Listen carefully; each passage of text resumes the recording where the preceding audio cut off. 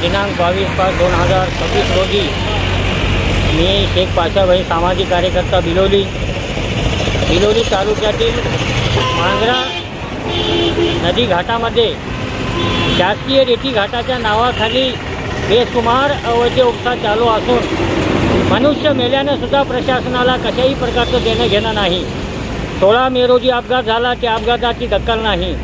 माणूस मेल्यानंतर श्रद्धांजली देण्यासाठी 1 मिनिटाचं तरी मौन पाळतात, परंतु सदरील मनुष्य मेल्यानंतर 1 दिवससुद्धा रेती घाट बंद नाही. तरी अवैध रेतीला आळा घालण्यासाठी आज बिलोली तालुक्याचं वाळवंटात रूपांतर होणार आहे. अधिकारी का येतात, वरीस 2 वरीस राहतात, निघून जातात, परंतु या रेती उपशामुळं तालुक्यातील जनतेला भविष्यामध्ये पाण्यासाठी भीषण टंचाईचा सामना करावा लागणार आहे.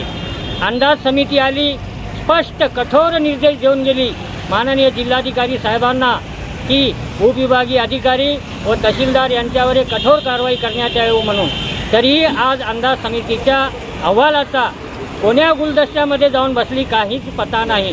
त्यामुळं अंदाज समिती कारवाई न केल्यामुळं सदरील अधिकाऱ्यांची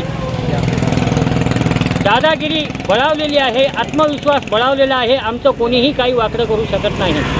आणि दुसरी गोष्ट, बिलोली तहसीलमध्ये जे खालून वरून खाली जे 20 वर्षापासून ठाण मांडून बसलेले अधिकारी आहेत, ते अधिकारी या ठिकाणी राजकारण करत आहेत.